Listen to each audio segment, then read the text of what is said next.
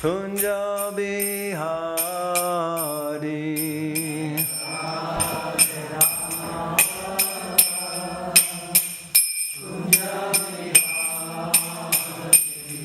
Jaya Radha Madhava Kunja Bihari.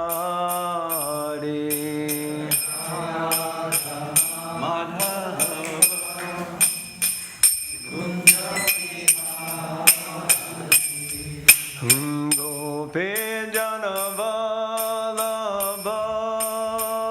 Girivaradari.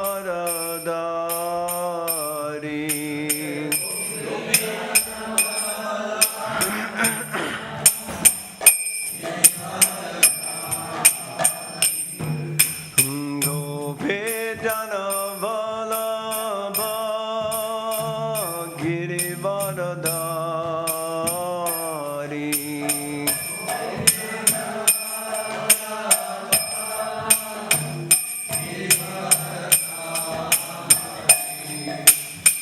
Jashoda Nandana Braj Janaranjana.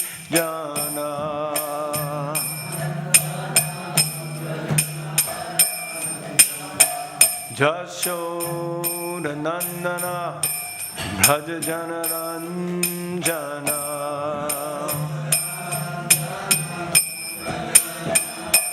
Jamuna Tira Vanachari.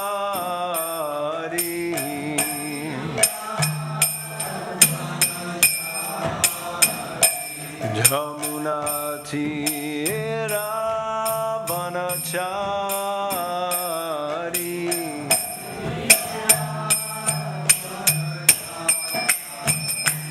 Jaya Radha Madhava Kunja Bihari.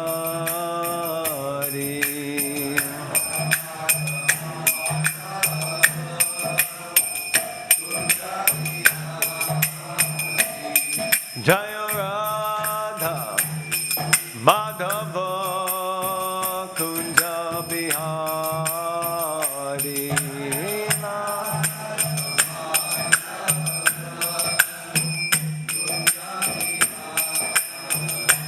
Jaya Radha Madhava Kunja Bihari.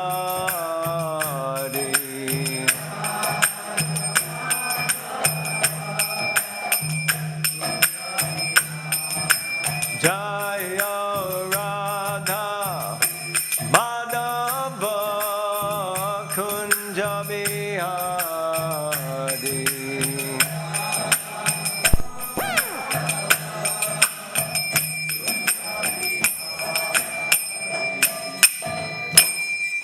Jayam Vishnupad Paramahamsa Paravajakacharya Stotra Sattva. A.C. Bhaktivedanta Swami Srila Prabhupada Ki Jai. ISKCON founder Acharya Srila Prabhupada Ki Jai. BBT founder Srila Prabhupada Ki Jai. Namacharya Srila Haridas Thakur Ki Jai. Ananta Koti Vaishnava Brinda Ki Jai. Jainitai Gauda Premanandi. All glories to the assembled devotees. All glories to the assembled devotees. All glories to the assembled devotees. All glories to the lotus feet of Sri Guru and Sri Gauranga. All glories to Srila Prabhupada. Om Vishnu Padai.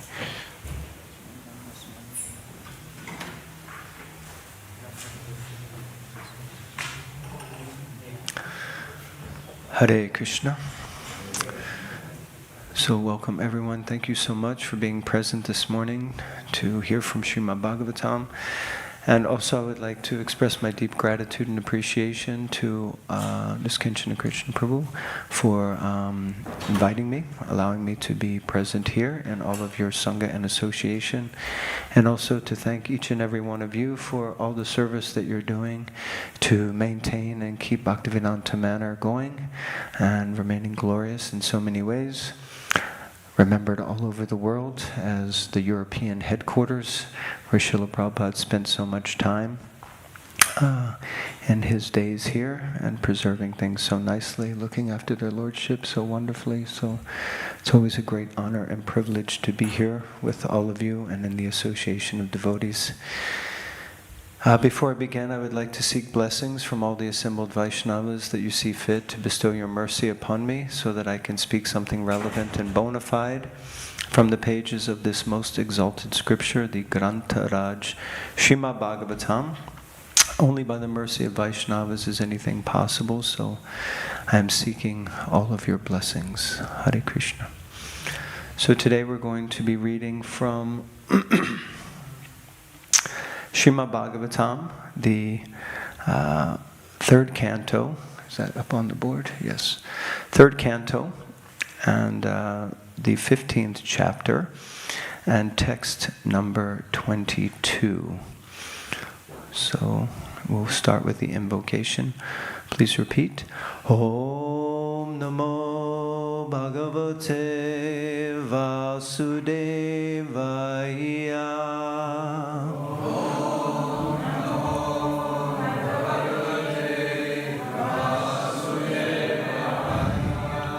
Om Namo Bhagavate Vasudevaya.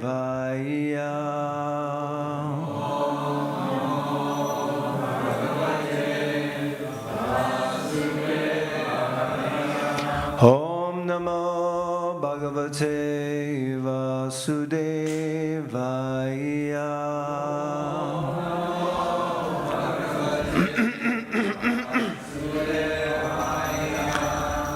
Bhapishu Vijumata Tashva Amalam Ritapsu.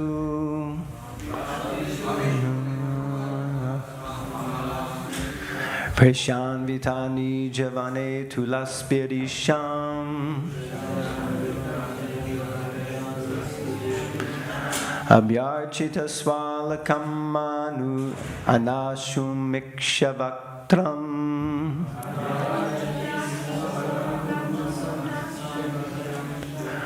Uche Shitam Bhagavate Yamatanga Yachchihi.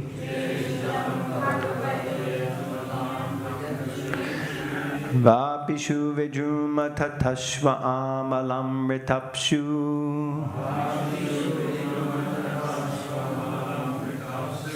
Prishan Vitani Javane Tulasibirisham.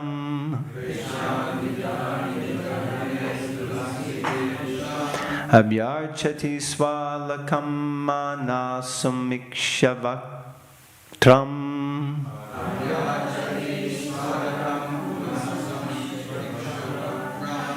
Uchetistam Bhagavate Yamang Amatanga Yachchihi.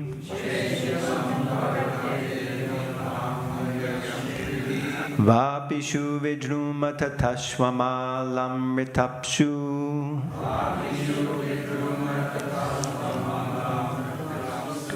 Preshan Vitani Javane Tulasibirisham.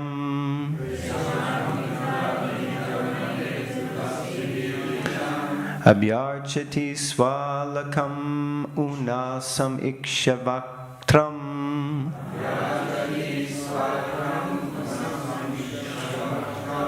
Ucheti Sambhagavate Yamatanga Yachchihi.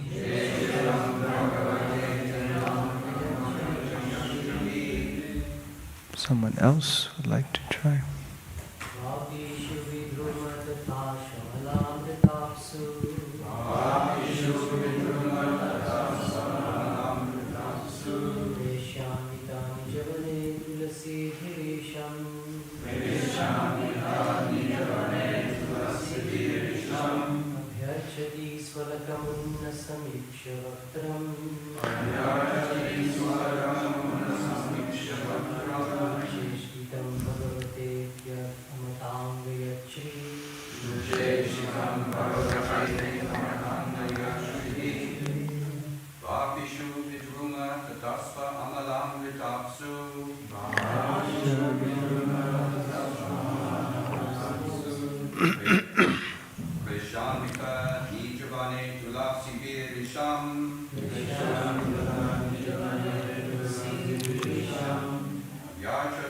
Svalakam Unasam Ikshavakram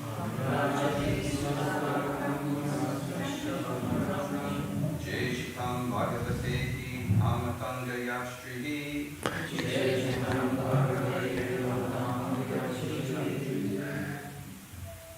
Ladies, please.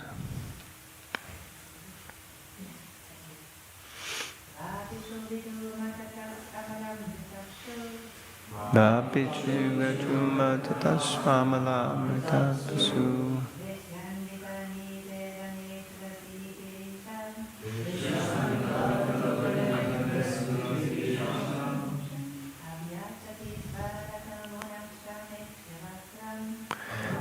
Chati Svalakam Samikshabhaktam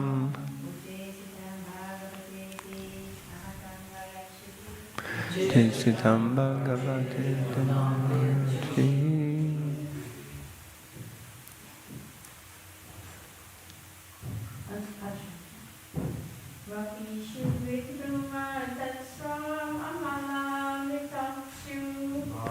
Vapishu Vijuma Tatashvamalam Ritapsu.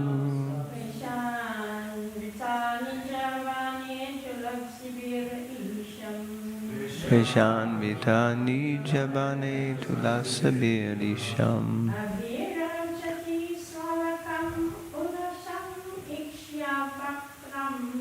Abhyarchati Swalakam Unasam Ikshabhaktram.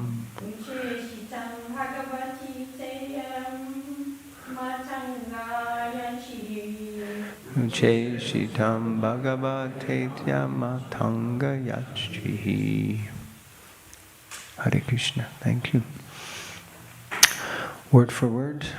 Vapishu. In the ponds. Vidruma. Made of coral.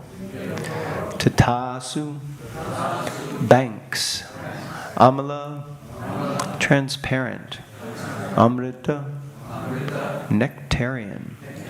Apsu. Water. Presha Anvita. Surrounded by maid servants. Nijavane. In her own garden. Tulasi bihi. With Tulasi. Isham. The Supreme Lord. Abhyarchati. Worship. Su'alakam. With her face decorated with tilak. Unasam. Raised nose. Ikshya. By seeing. Vaktram. Face. Uchesitam. Being kissed. Bhagavata. By the Supreme Lord. Iti. Thus. Amata. Thought. Anga. O demigods. Yat Shrihi. Whose beauty. Translation and purport by His Divine Grace A.C. Bhaktivedanta Swami Prabhupada. Srila Prabhupada Ki Jai. The goddesses of fortune worship the Lord in their own gardens by offering tulasi leaves on the coral-paved banks of transcendental reservoirs of water. While offering worship to the Lord, they can see on the water the reflection of their beautiful faces with raised noses, and it appears that they have become more beautiful because of the Lord's kissing their faces. So beautiful, huh? Lovely. Purport. Generally, when a woman is kissed by her husband, her face becomes more beautiful. In Vaikuntha also, although the goddess of fortune is naturally beautiful as can be imagined, she nevertheless awaits the kissing of the Lord to make her face more beautiful. The beautiful face of the goddess of fortune appears in ponds of transcendental crystal water when she worships the Lord with tulasi leaves in her garden. Jai Srila Prabhupada Ki Jai. Om Gyanatimirandasya Gyananjana Shalakaya Chakshurumilitangena Tasmai Shri Guruve Namaha Shri Chaitanya Manobishtam Stapitam Gena Bhutale Swayam Rupa Kadamayam Dadati Swapadantikam Vandeham Shri Gurun Shri Yuta Parakamalam Shri Gurun Vaishnavamscha Shri Rupam Sagrajatam Sahagana Raghunathan Vitam Tam Sajivam Sadvaitam Savadutam Parijana Sahitam Krishna Chaitanya Devam Shri Radha Krishna Padan Sahagana Lalita Shri Vishakan Vitamscha He Krishna Karuna Sindhu Dinabandhu Jagatpate Gopisha Gopika Kanta Radha Kanta Namostute Tapta Kanchana Gaurange Radhe Vrindavanishwari Vrishabhanu Sute Devi Pranamami Hari Priye Vancha kalpatarubhyascha kripa sindhubhyevacha patitanam pavanebhyo vaishnavebhyo namo namaha Shri Krishna Chaitanya Prabhu Nityananda Shri Advaita Gadadhara Shivasadi Gaura Bhakta Vrinda Hare Krishna Krishna Krishna Hare Hare Hare Rama Rama Rama Hare Hare. Verse again. Vapishu vidruma tatashva amalam ritapsu preshan vitani javane tulasabir isham abhyarchati swalakam unasam ikshavaktram uchetisam bhagavate yamatanga yachtrihi. The goddesses of fortune worship the Lord in their own gardens by offering tulsi leaves on the coral-paved banks of transcendental reservoirs of water. While offering worship to the Lord, they can see on the water the reflection of their beautiful faces with raised noses, and it appears that they have become more beautiful because of the Lord's kissing their faces. So, please forgive me if I'm directing your attention away from me. That's also part of the plan. But I've gotten very used to creating PowerPoints to present online of late, so I like doing that. So please bear with me for using this format. So I've entitled this talk, Lord Brahma's Vision of Vaikuntha, because that is actually what we're experiencing here. Lord Brahma is sharing his vision of Vaikuntha. And it's quite easy to just think that this is all that's happening. But we're going to discuss 3 main points. The first point will be the context and qualification, the context of this situation and the qualification of Lord Brahma. Then we're going to look at Kashyapa and Diti, which aren't being mentioned here, but are actually very much part of the context of this discussion. And then we're going to look at the power of affection. So first, we'll look at the context and qualification. So actually, this part of Srimad Bhagavatam is happening in a discussion with Maitreya Rishi and Vidura. And they're speaking here in this chapter actually about the birth of these 2 personalities, Hiranyakashipu and Hiranyaksha. And this birth of these 2 personalities occurs because of the pregnancy of this personality, Diti, with her husband Kashyapa, in the evening. And this pastime is being told by Lord Brahma to the demigods who are approaching him out of worry, because these 2 personalities who are still in the womb of their mother are already causing so much distress. So this is the context and situation that is going on.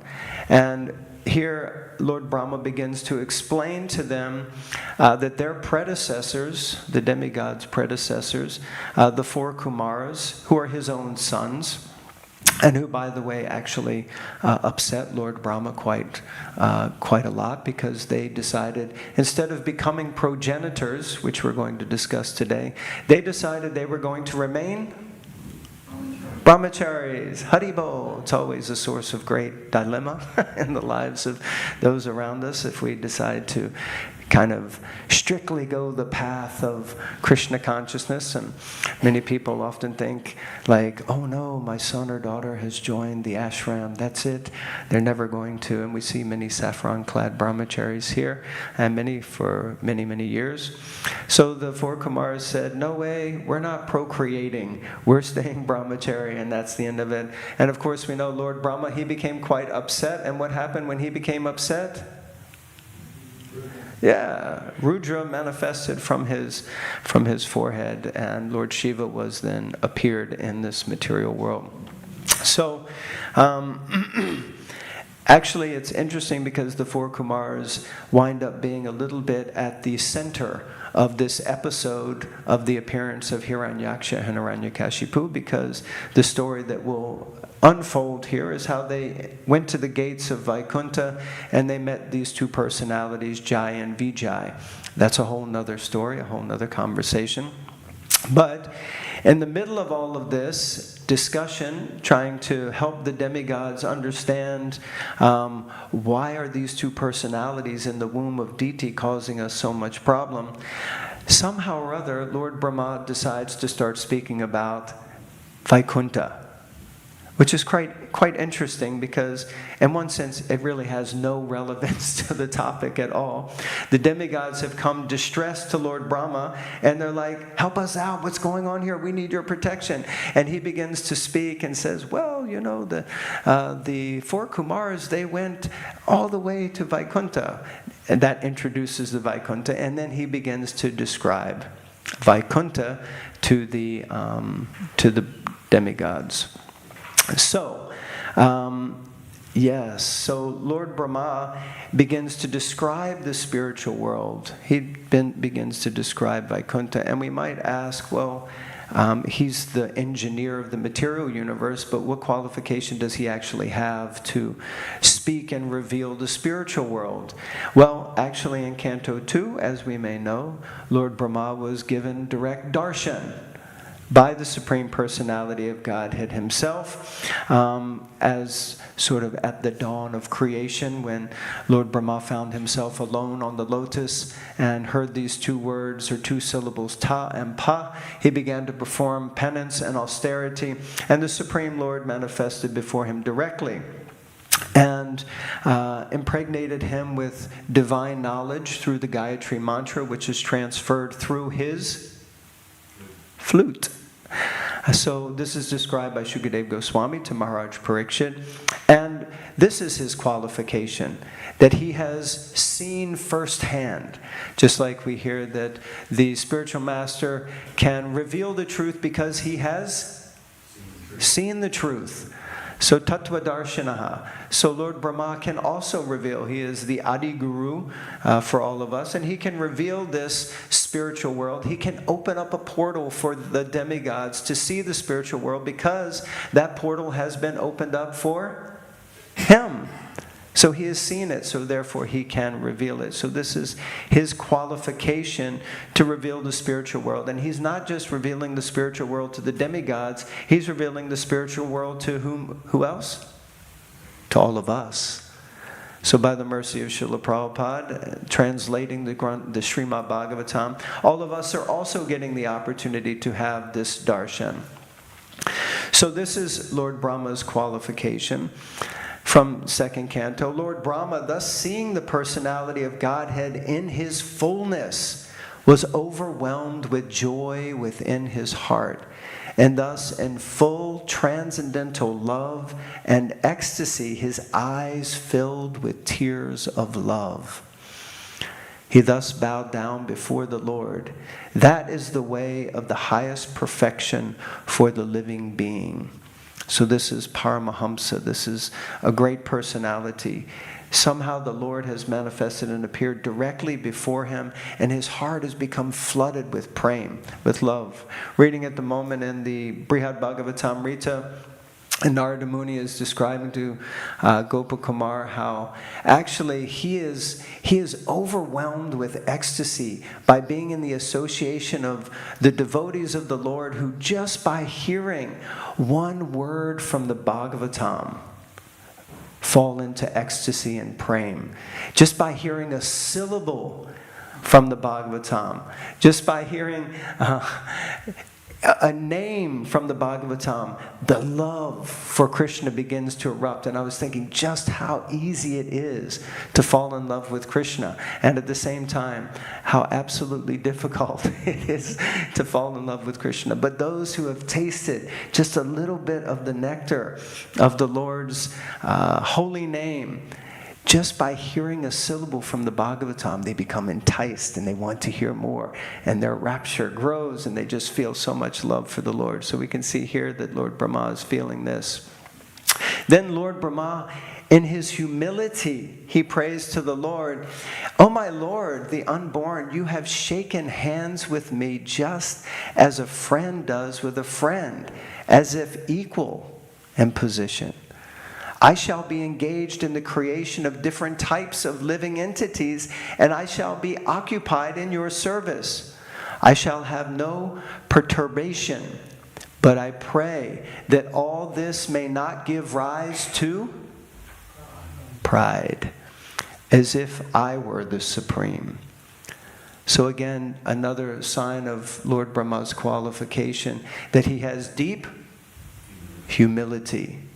And he's praying to the Lord who's before him, who's reached out and touched his hand as if they're like mates, as if they're friends. And it's so easy, it's such a trap to fall into this position of pride, thinking, yeah, me and Krishna, we're like this mate, it's like that.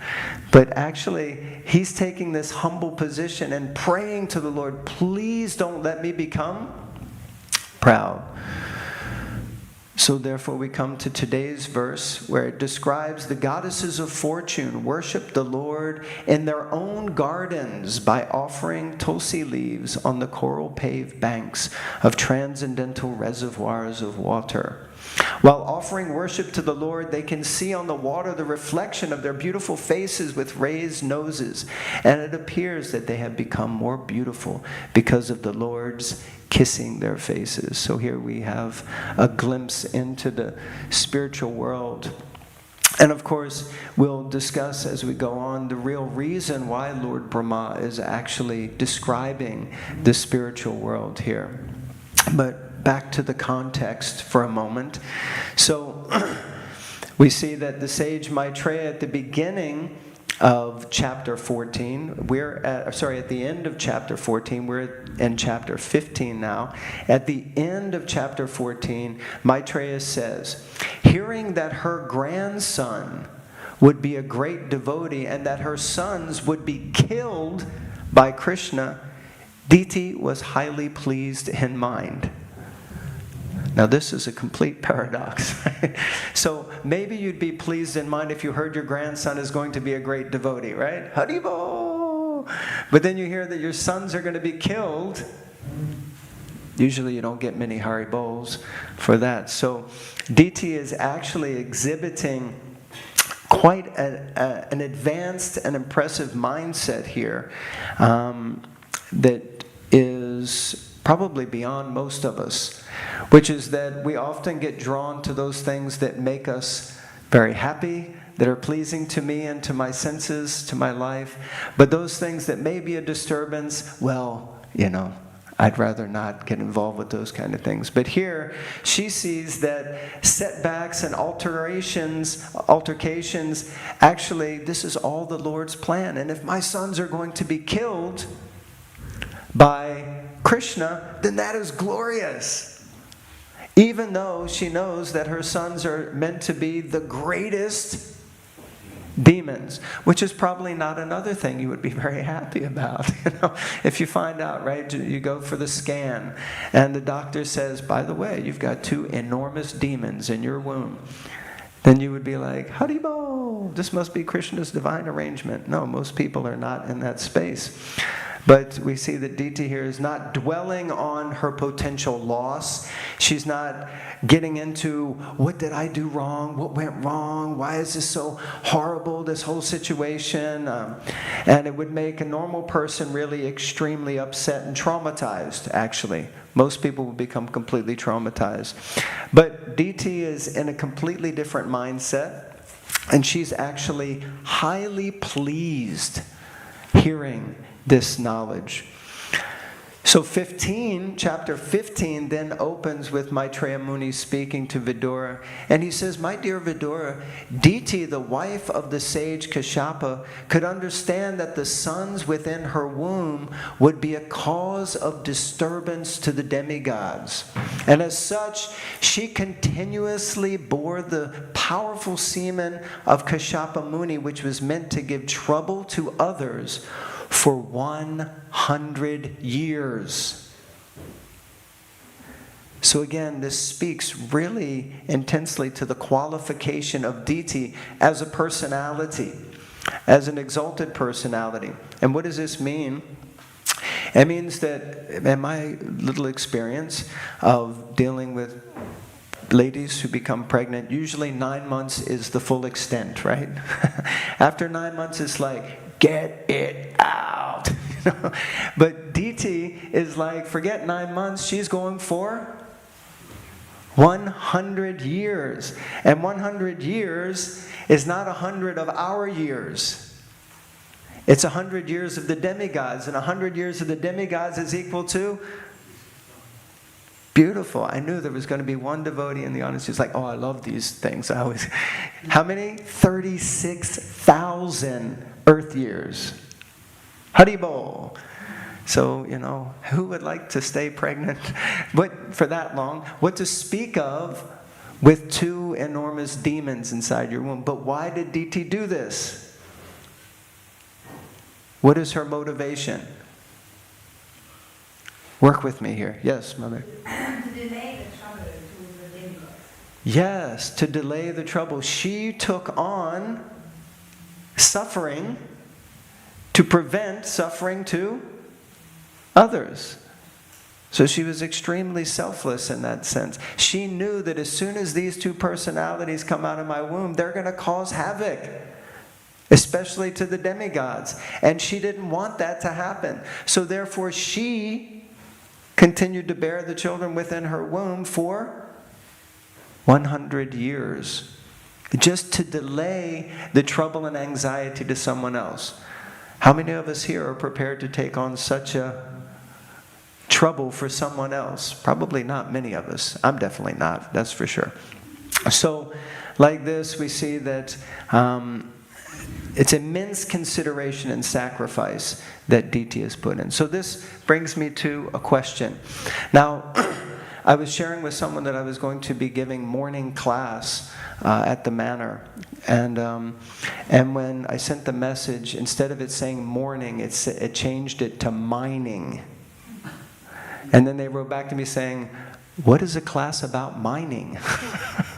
And I thought, oh yes, we want to mine the Srimad Bhagavatam. So we're going to be giving a class on mining. How to go deep into the Bhagavatam, right? How to dive deep. And what do you do when you go mining? You pull out some jewels or some precious materials. So that's actually what we want to do. Whenever we read the Bhagavatam, Prabhupada said we should read the Bhagavatam like a lawyer reads the law books. We should study the Bhagavatam like a lawyer studies the law books, so that we're ready to present our case against Maya in the court of Yamaraj, in the court of the material world. So we have to study the Bhagavatam. We have to go deep in the Bhagavatam. So this, when I'm hearing this about Diti, I was thinking, what a powerful personality, because often all I've really remembered about Diti is that she is the mother of the Daityas, who are the demons, and that she is also the mother of Hiranyakashipu and Hiranyaksha. And immediately I think, ugh, Diti, right? We think like that. Oh, she's a bad person. But actually, Diti is not a bad person at all. Diti is actually an exalted person, and we see just from these two verses how exalted her consciousness actually is.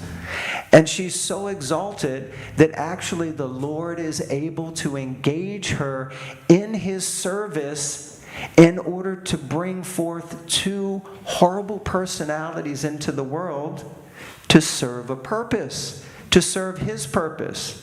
So it's interesting that sometimes our deep qualification in bhakti can mean that we have to be the messenger with the bad news. Or in the case of Arjuna, he didn't really want to fight to kill his relatives and family members. But what was Krishna's order to him? That you have to. This is my request. Well, he said you don't have to. You can leave if you want, but I'm going to get someone who's going to do this duty. Someone's going to kill all these people because that's what I need to happen. And you can be the instrument in my service if you like. He gave him the opportunity. He gave him the choice. And in the same way, Diti is also being given that opportunity to bring these two personalities into the world. So it made me think, who are these two personalities? Because we also hear that all of this happened because basically Diti wasn't able to control her senses and Kashyapa gave in to her, and therefore this is what happens, right? This is predominantly what we hear and what we understand. Of course, so many other things are mentioned. So who is this Kashyapa Muni? So Kashyapa Muni, here's a statement from Srila Prabhupada in the purport to the first canto, 9th chapter. Kashyapa is one of the Prajapatis. Here he describes that he is the son of Marichi and one of the son-in-laws of Prajapati Daksha. He is the father of the gigantic bird Garuda. So Kashyapa Muni is the father of Garuda. And some people are looking at me like, what are you talking about? He's the father of Garuda. It must have to be a bird, right? No, we're going to mine the Bhagavatam and share the jewels. Jai, Shishi Radha Gokulananda ki jai, Sitaram Lakshman Hanuman ki jai. Who was given elephants and tortoises as eatables. He married 13 daughters of Prajapati Daksha. So he had 13 wives. And their names were Aditi, Diti, Danu, Kashta, Arishta, Surisa, Ila, Muni, Krodha Vasha, Tamra, Surabhi, Sarama, and Timi. He begot many children, both demigods and demons, by those wives. And from his first wife, Aditi, all the 12 Adityas were born. And one of them is Vamanadev, the incarnation of Godhead. So here we see Kashyapa Muni is no sort of ordinary personality. In fact, it's described that he is one of the Sapta Rishis. And the 7 great sages, and before them the 4 other great sages, and the Manus, progenitors of mankind, come from me, born from my mind, and all of the living beings populating the various planets descend from them. This is a statement in the Bhagavad Gita where Lord Brahma is being described as the person who is the originator of the Saptarishis. So, like that. Kashyapa, Atri, Vashishta, Vishwamitra, Gautama, Jamadagni, and Bharadwaj. During this period of Manu, the Supreme Personality of Godhood of Vishnu appears from the womb of Aditi in his incarnation as the son of Kashyapa. So this is from the Bhagavatam summary. So we see actually these Saptarishis are personalities that are in rotation. Also you'll find in the Bhagavatam in different places that it says, in the next yuga, or in the next incarnation, these personalities will take birth as the Saptarishis. This person will become the Manu. This person will become Indra. This person will become that. So these Saptarishis are also positions that are in rotation. They're not eternal. They're eternal posts, but the personalities filling the posts are not eternally in those posts. Does that make sense? Just like Brahma and Indra. We refer to them as personalities, which of course they are, but they're serving in posts. The post of Lord Brahma, the post of Lord Indra, the post is demigods, and these posts have rotating jivas or personalities who take up those posts. Does that make sense? Is this all clear? Yeah? Okay. So like that, we can see that Kashyapa Muni is no ordinary personality. He is actually a firstborn son, not firstborn, there was the 4 Kumaras, then there was Rudra, and then Lord Brahma created the Saptarishis. And Kashyapa Muni, he took on 13 wives. 13 wives. Now, of course, we say, yeah, Krishna had 16,108. Yeah, but 13 is like, that's quite a few. And we heard their names already. So I thought it would be interesting to go through and just describe with the short amount of time that we have. Because someone looked like Garuda. How is Kashyapa the father of Garuda? Well, Aditi's sons were the 12 gods known as the Adityas. And we know that Vamanadev, Trivikram was also one of them.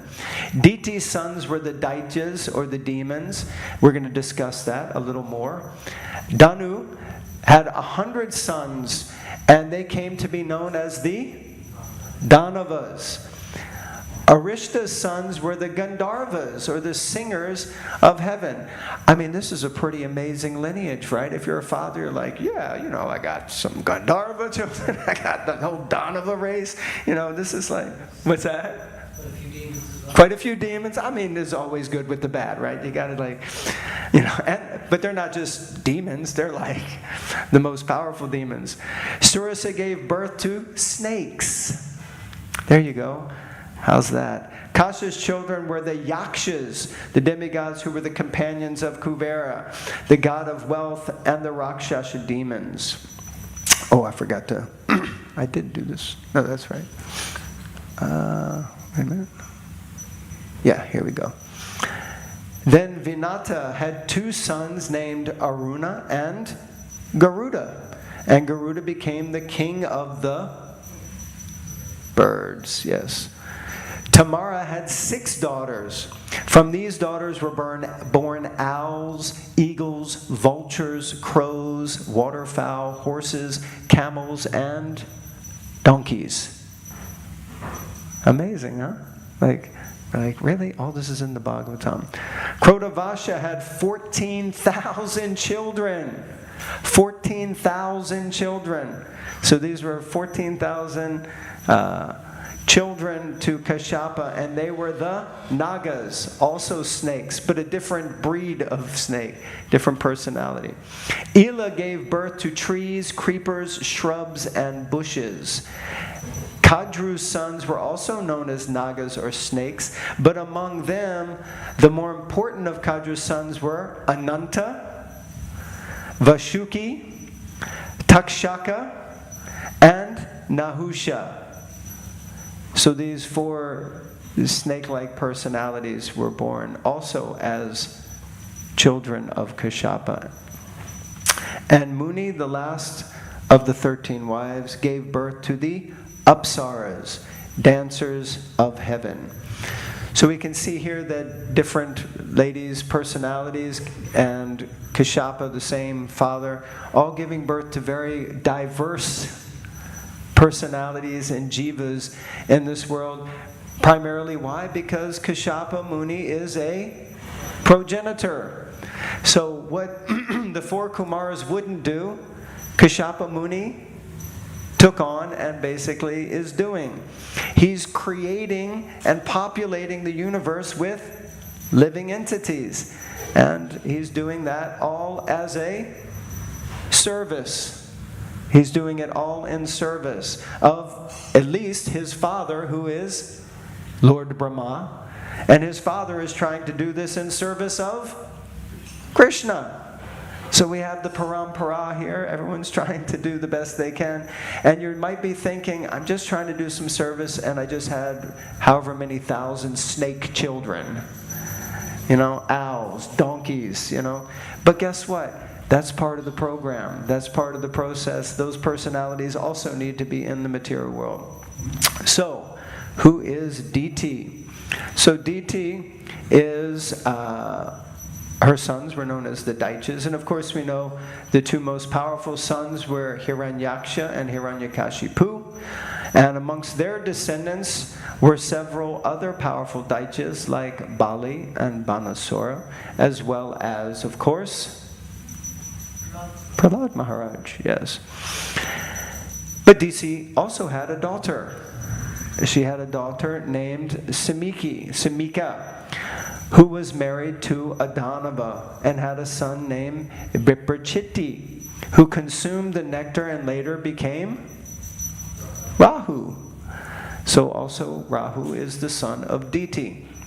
So we can see that there are different personalities, and who is Kashyapa and Diti. Hopefully now we have a little bit more insight. When we see that picture, we won't just think they're the parents of 2 demons, they're also the parents of a multitude of personalities. Or at least she's the parent of these 2 demons and other demons, but Kashyapa also has many other progeny. So Lord Brahma is speaking to the demigods in this section, and he's speaking to them in the midst of upheaval. They're being disturbed because in the womb of Diti are these 2 personalities, Hiranyaksha and Hiranyakashipu, and even while in the womb, they're causing so much trouble. So they go to Brahma, please help us, please help us. And Lord Brahma begins to explain, oh, I know what's going on here. You see, the 4 Kumars, they went to Vaikuntha. And when they got to the gates of Vaikuntha, and before he went into the gates of Vaikuntha and the whole pastime, he begins to open up and start to describe what it's like in Vaikuntha. So we might ask, why is he taking time here to describe the Vaikuntha worlds? So my question to you is, why do you think Lord Brahma is describing the Vaikuntha worlds here to the demigods who are obviously in great distress? Everyone is bewildered. What's that? Well... He wants to realize the goal. Okay. He wants to realize the goal. Yeah, he might want them to realize the goal also. Yes. So he could just state the facts, but why just state the facts? Actually, he should reveal to them something more. They've come to him in distress, and he can give them the answer to their distress, or he can give them the ultimate answer to their distress. So he actually begins to explain, and we'll hear in verses later. I don't want to, spoil the next 2 verses, but the essence is that Lord Brahma explains that this world is the all-attractive world, and it should be the sole topic of conversation. So the demigods are coming like, and he's like, let's talk about Vaikuntha. Because that's really what we should all be talking about. This is what we should be meditating on. And especially for those in the human form, this is the highest topic matter. And he says it's really regrettable that people don't discuss the topics of Vaikuntha, and that they fall into the ignorance of only discussing the topics about the material world. And that's what they're worried about. Because the demigods are often complacent in their own top level of mode of goodness. We're here enjoying, and someone has come to interrupt our enjoyment.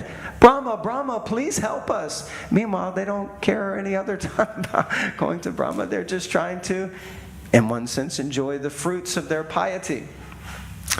So one might question, well, why does Krishna allow personalities like Hiranyaksha and Hiranyakashipu to be born to cause disturbance to the demigods? They're devotees. Why would Krishna allow his devotees to be disturbed? To encourage them to surrender. Yes, exactly. To shake them up a little bit. To shake them out of their complacency so that they actually think, maybe I should get out of this material world, stop being happy sitting here and being complacent, and maybe I should go back to the spiritual world where I belong, actually. I don't belong in this material world. I belong in the spiritual world. So Lord Brahma is taking this opportunity in the middle of their desperation to describe the Vaikuntha worlds and to entice them and encourage them that actually this is what we should be talking about. This is what we should be focusing on. And there are two personalities who are coming that are going to shake you up, you know? So you better remember my description of the spiritual world. So, with 45 seconds left, I will discuss the final topic, which is the power of affection. So, the verse read, generally, when a woman is kissed by her husband, her face becomes more beautiful. And Vaikuntha also, although the goddess of fortune is naturally as beautiful as can be imagined, she nevertheless awaits the kissing of the Lord to make her face more beautiful. The beautiful face of the goddess of fortune appears in ponds of transcendental crystal water when she worships the Lord with tulasi leaves in her garden. So we've already heard classes yesterday. Srinivas Prabhu gave class, stepped in at the last minute to cover the class, and was reading from the Gita Mahatmya, I think you were reading from. Beautiful, nice pastimes. The day before, Jayaveta Maharaj was giving class and spoke, as he would, very strictly about how there is definitely no sex in the spiritual world. So like that. So we're clear about that. But then all of a sudden, here we have the Lord kissing the faces of the Lakshmis. So we should understand that there may not be mundane sex activity like we would understand it, but there is definitely affection in the spiritual world. There is definitely loving affection. And we can see this in different places. We can see it in the pastime of Damodarastakam, where we see that Mother Yashoda, the 5th stanza, describes, "O Lord, your lotus face, which is encircled by locks of soft black hair, tinged with red, is kissed again and again and again and again by Mother Yashoda." Right? You can just picture Mother Yashoda like, right? Krishna, Krishna. And Krishna, his lips are reddish like the bimba fruit. May this beautiful vision of your lotus face be ever manifest in my heart. Thousands and thousands of other benedictions are of no use to me.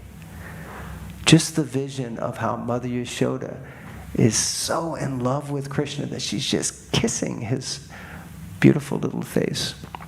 And then we know the gopis.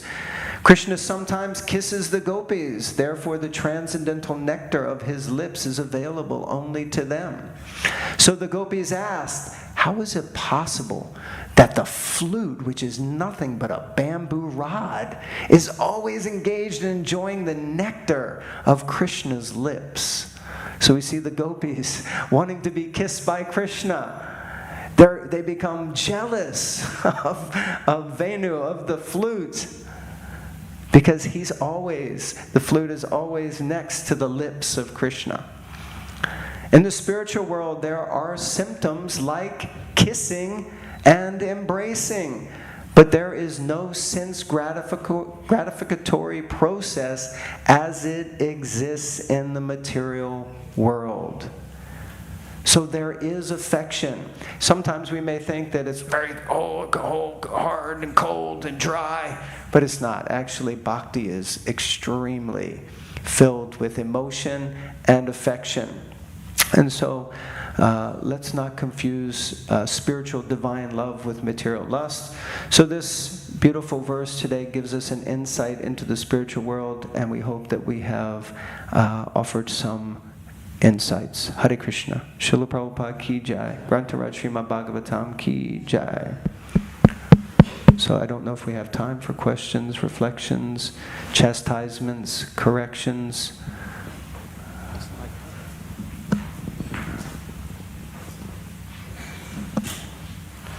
Yes, dear mother. The mothers raised their hand first, but I don't know if holding the microphone was a declaration of speaking first. How does it work here? This humble soul is reverting to the mothers. He's a carrier, like Garuda. Hare Krishna, thank you for such an amazing, informative class. Thank you for your encouragement. It's always a joy to sit in your class. Thank It's always a joy to have my class sat in by you. Hare Krishna. I'm just wondering, the lesson here, is it to do with that we can adapt that kind of intimate, loving relationship and still get joy out of it in the material world as it is in the spiritual? So your question, if I've understood you correctly, is the lesson here that even in the material world we can try to enjoy amorous kisses and get the same pleasure that we would in the spiritual world? That's your question? Yes, I would say intimate, because without sex, obviously. Okay, yeah. Interesting. Yes, so amorous doesn't necessarily imply sex, but intimate kisses, embraces, and still get the same pleasure that we get in the spiritual world. So you asked the question, what do you think is the answer?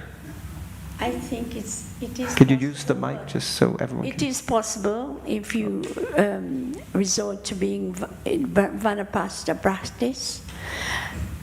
It is possible, but we are so proud and selfish, and we still carry that even if we try to practice Vanapasa. Yes. I am in charge, I know better than you, and all that kind of attitude. So Yeah. I just wonder, is it possible?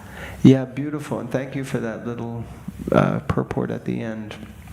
So, obviously, there is likely no pleasure in the material world that can match the pleasures of the spiritual world. As Jai Veda Maharaj was describing on Tuesday, the ladies in the heavenly planets are so much more beautiful than the most beautiful of ladies here in the material world. And then the ladies in Vaikuntha are like thousands of times more beautiful than even the most beautiful damsels in heaven. And then you go to Goloka, and they're even more beautiful than the Lakshmis of Vaikuntha. So it's ever increasing. So any pleasure that we feel here may just be a sort of shadow of that. And of course, if we're engaging in that way, then, just like we may raise our child, or we may be married, as Krishna says in the Bhagavad Gita, I am that sex life which is according to religious principle.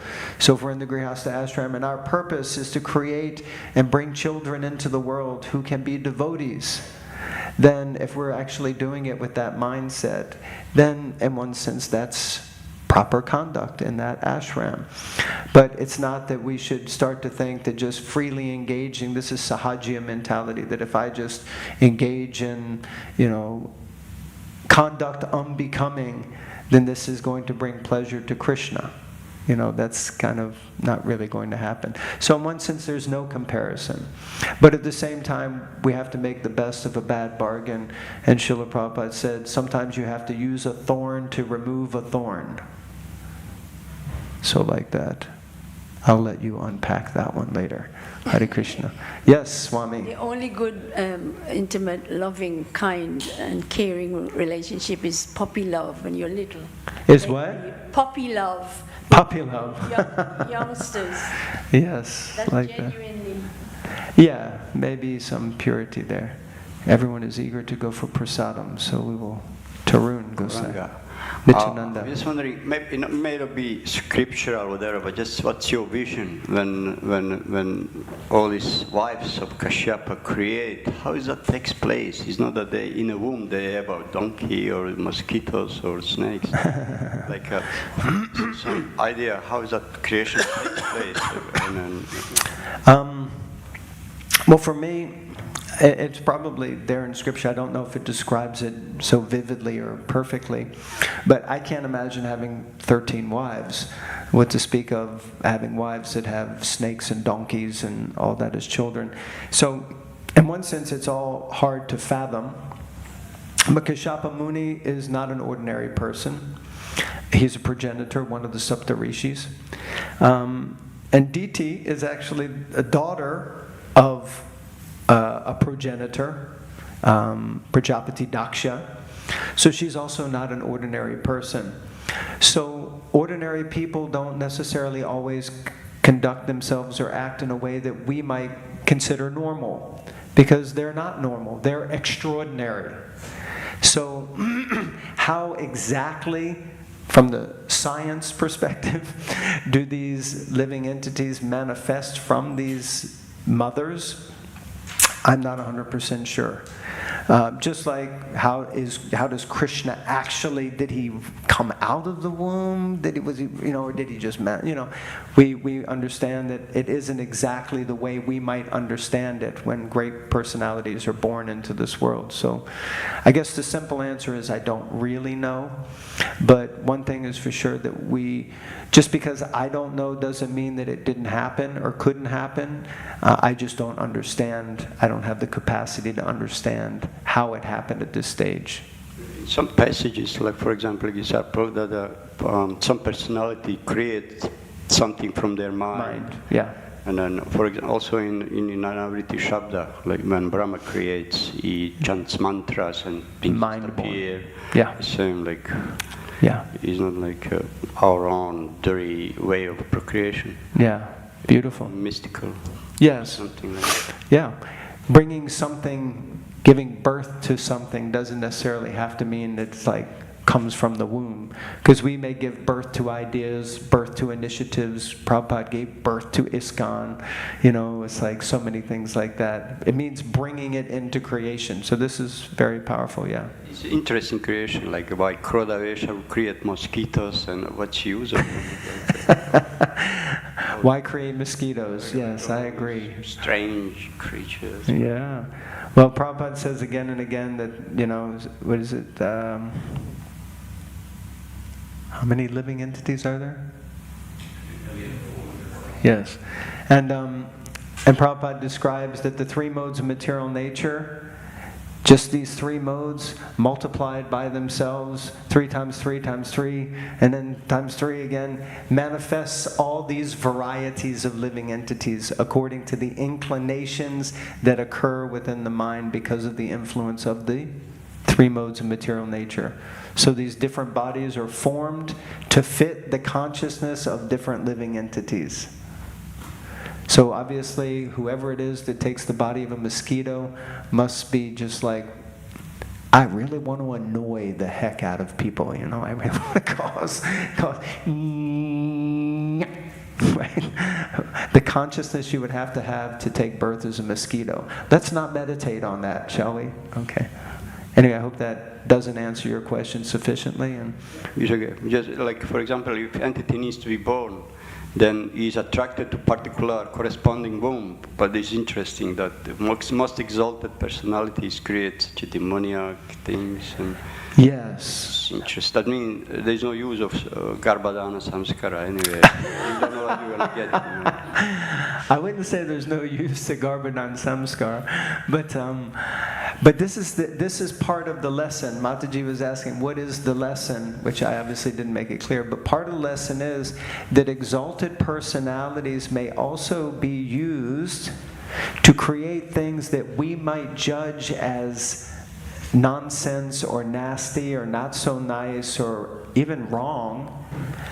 But the Lord is engaging these personalities to create and populate the universe because of the desire of the living entity to come here and enjoy.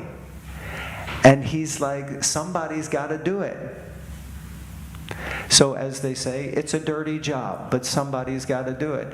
And these personalities are not ordinary personalities, they're great souls. But sometimes not so apparently great things come from these personalities just because it's still part of the Lord's plan. Hiranyakashipu and Hiranyaksha coming into the world was all part of the Lord's plan. It's not an easy pill to swallow or understand. Yeah, it's difficult. Anyway, I think I'll conclude here. Quick one.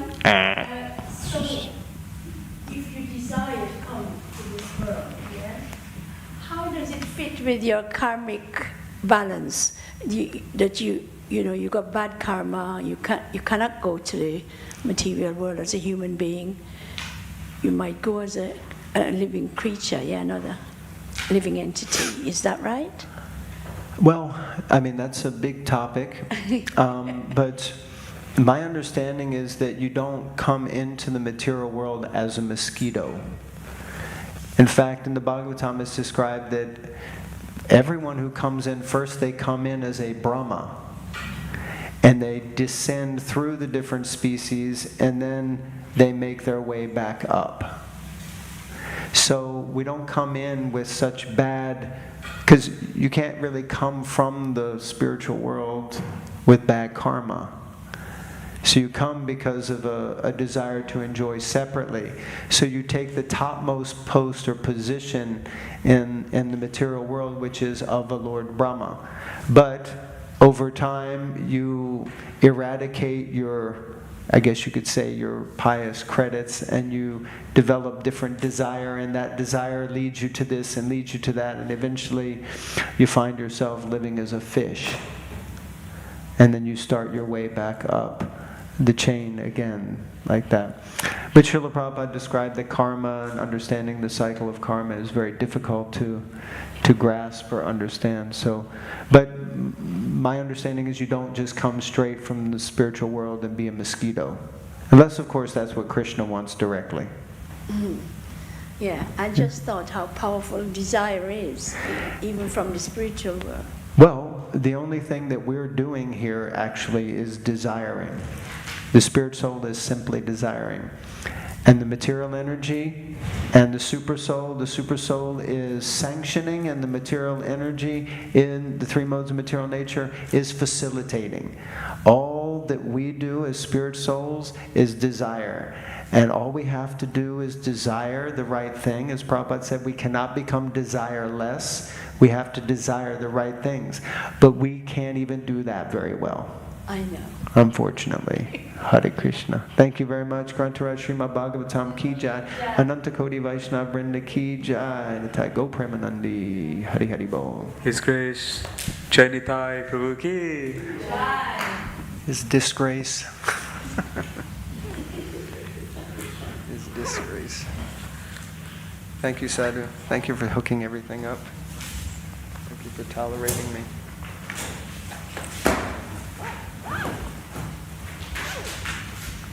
Radhe, Radhe. Hari Hari.